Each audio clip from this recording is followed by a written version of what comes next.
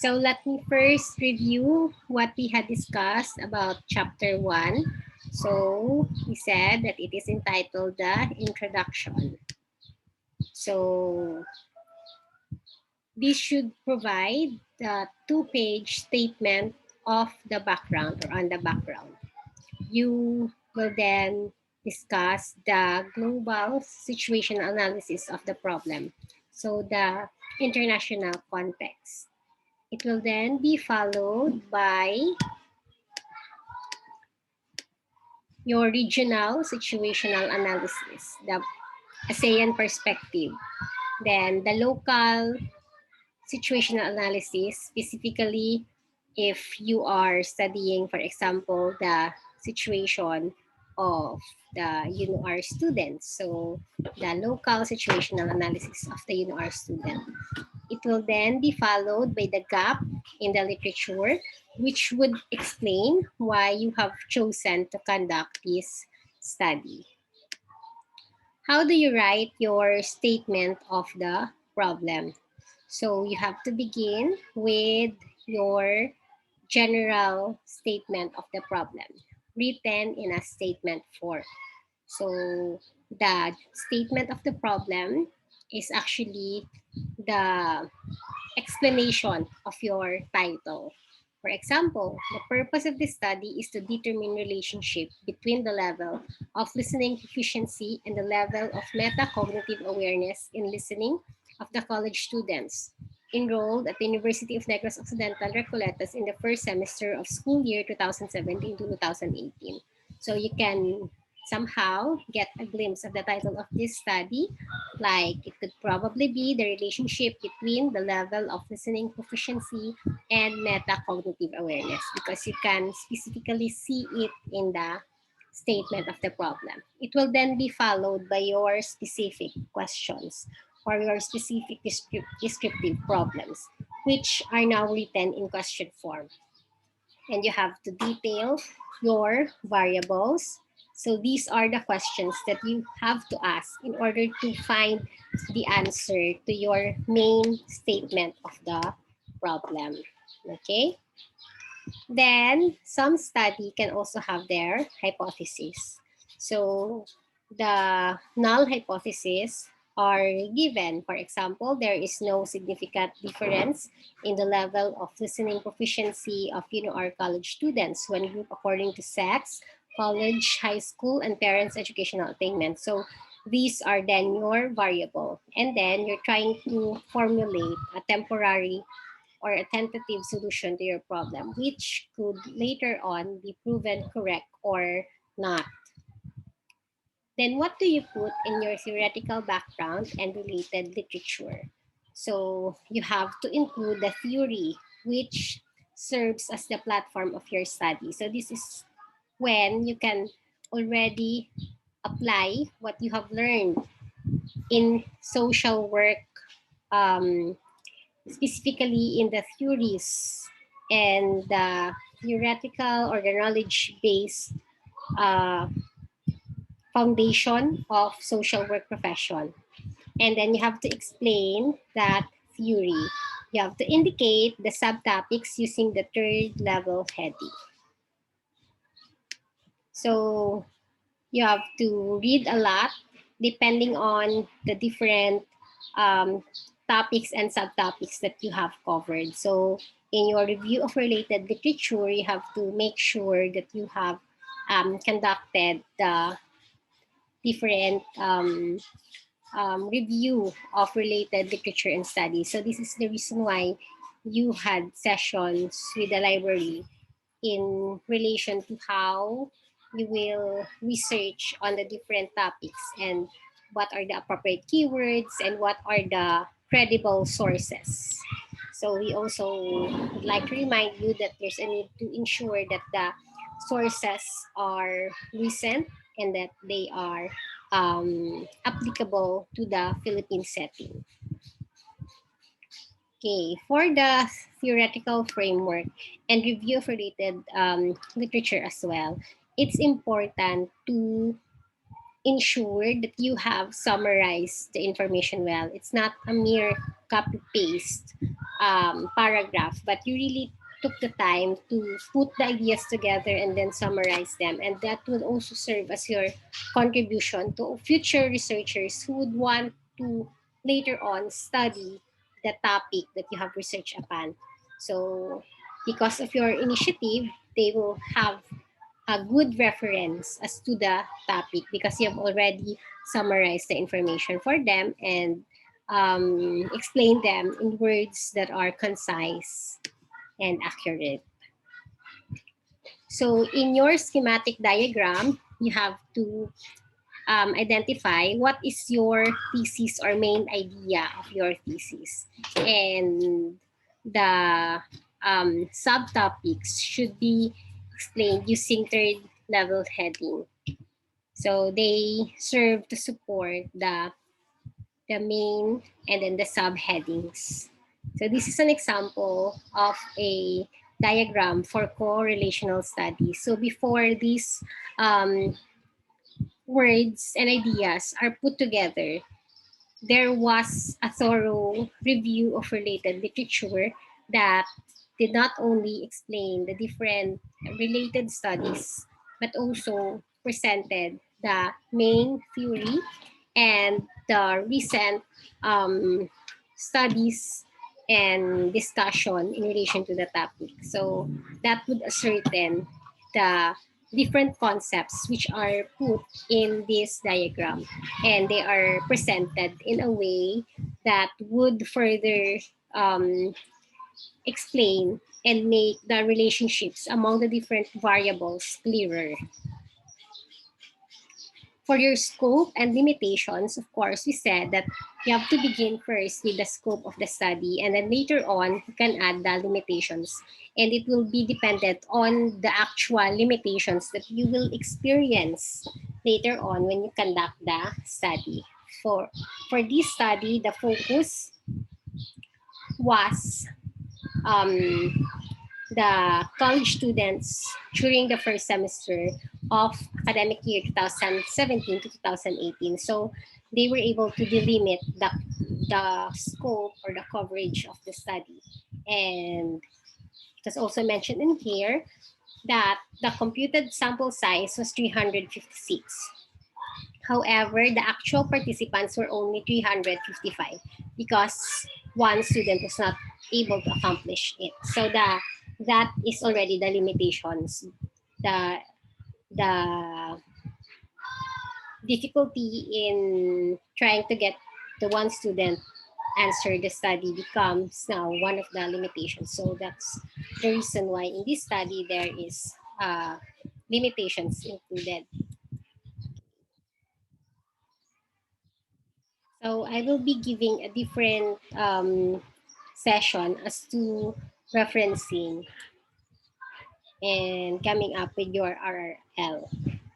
In your chapter 1, you also put your significance of the study. So as mentioned last time, these are the individuals or the sectors that will really benefit your study. So you have to be specific. And then at the end of your study, you will be recommending something for them so that the study will really be of importance and will have impact to them personally. So you will also define the term conceptually and operationally. So in defining the terms conceptually, you have to include your reference and the year. Okay. When you structure the ideas, you have to move from simple ideas towards the complex ones. And you have to include all the variables and conclude with what must be done to fill the gap. So this will make your paper organized, and it will also give the readers and your panel, and of course you as researchers, a better experience in terms of reading the research, so that at the end of it, they will feel clarified about the topic. Okay, the introductory paragraph for schematic diagram should not be forgotten because that would explain the theories, your basis of putting up with such diagram. And here are some of the techniques for literature review. You have to enumerate the available literature, or you call that as your inventory, and you have to double check it with what's written in your bibliography at the back of your paper. So you have to ensure that you have really listed them. Then resonation, which can be done by pointing out the commonality or similarity or of idea or concept. So you need not to be redundant, but to resonate and point out the common themes. And this could be drawn out if you will read more than one reference. So do not just focus with one reference. You have to, the purpose of research is to keep on looking so that you can also have a better grasp of the topic. It's also good to compare and contrast. It will allow you to deepen your understanding about the topic. When you cite your ideas that would support your theory or your hypothesis, you are already reinforcing. And it's also one of the techniques in writing the review or the literature review. And you can also challenge the main idea through countervailing and controverting ideas. In fact, you can present contradicting studies, which would also support the idea that there's really a need to conduct the study in a localized setting because the information that you have seen are also contradicting with one another. You can also apply convergence, in which you're bringing together literature in by agreeing and merging fashion. You bring ideas into opposite direction. It will add beauty and coherence to the paper. And you can also contrast the idea, which is called departure, and agree and persuade by combining two or more techniques to drive home at the point of your research. So through this, you are not simply copying the ideas of others, but you are expanding it and writing them in a way that would also help the readers understand the different ideas that you are throwing in. So avoid the copy and paste syndrome. So to avoid plagiarism, you have to summarize, you have to paraphrase, you have to quote your sources, and you have to ensure that the interpretation is written true to the original intent, that you are not changing the idea of the writer because you're trying to paraphrase it. You have to still be very careful about what you are writing and how you are writing it. So the original intent must be preserved. The ideas must be taken accurately. Okay? It should not be false or fake ideas. And to write them in your own words, those ideas from the original source. So you have to really summarize and paraphrase and then still quote the source because the idea did not come from you. You simply restated them. Okay? You can also use synonyms, but make sure that you use the appropriate term. Then, to avoid copy-paste, you have to integrate the ideas from various authors in the sentence, not just from one author. And structure the ideas by moving from simple ideas to complex ideas to make it more friendly to the reader. Okay, now let's proceed to chapter 2, or methodology. In here, we're presenting the appropriate method that you would want to do in order to obtain the result of your study. So this is about the appropriateness of the method that you will use.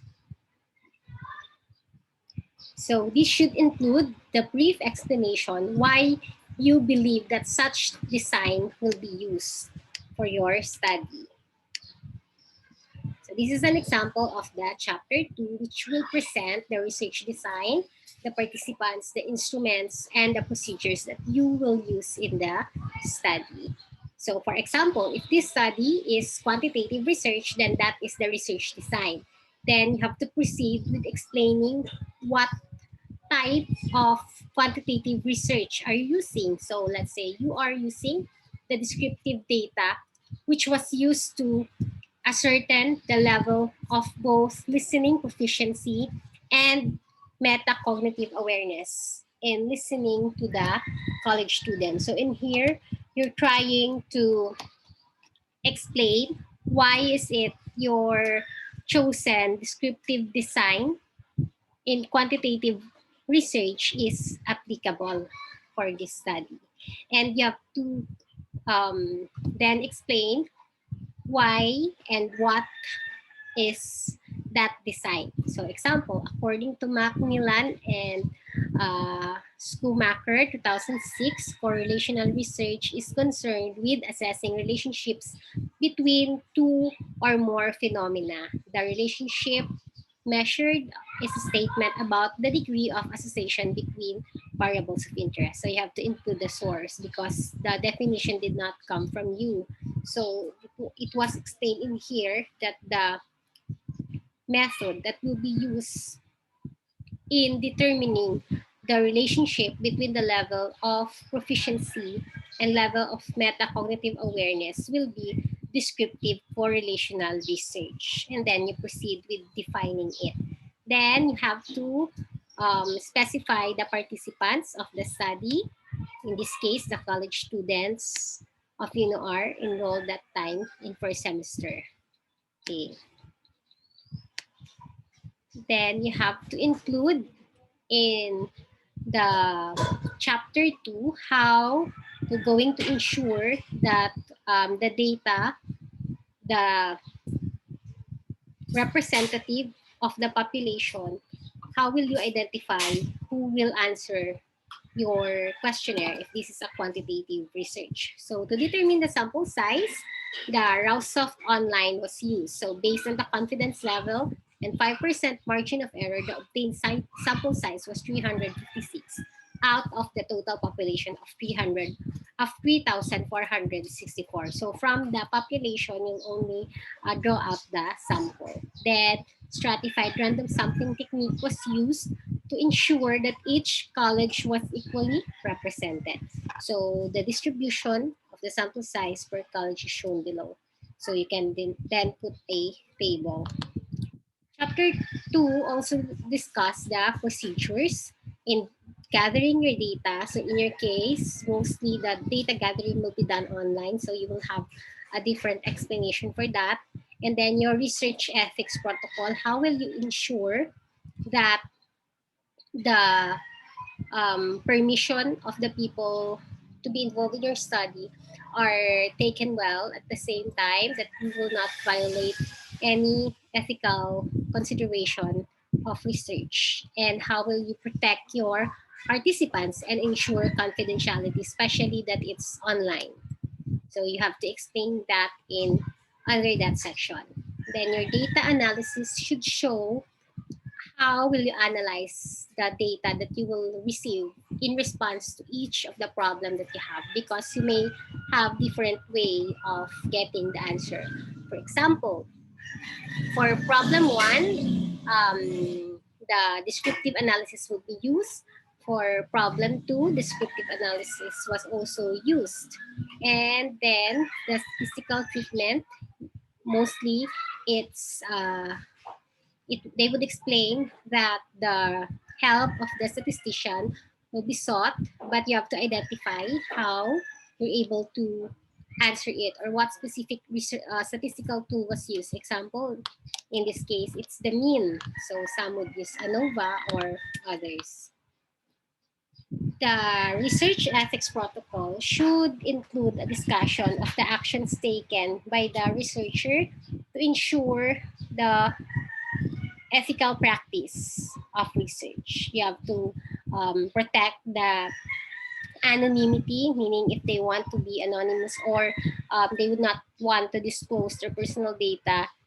So you have to ensure that such will be protected. You have to also inform, to get their informed consent that they are really willing to be part of the study. You should not compel them to or force them to join. And this should include the appropriate disposal of the accomplished questionnaire. Like if it's a hard copy, how will you shred it?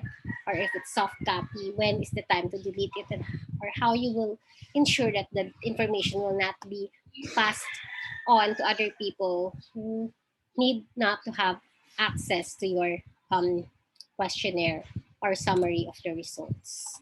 Okay, so we will end with chapter 2. And I hope that after listening this discussion, you'll somehow have a glimpse of how you will write it. So it could sound um, complicated if you simply listen, but you will know it more if you will write. So you have to really put the process of writing into an actual process by starting to write your paper, by starting to research, and of course to read more about your topics. So I hope that at this time you've already finalized your topics, started reading about them. At the same time, you've already created some draft of your chapter 1, and now you're ready to proceed with your chapter 2. So spend the rest of the week finishing your chapter 1 and then starting your chapter 2. So thank you so much, class, and have a great day.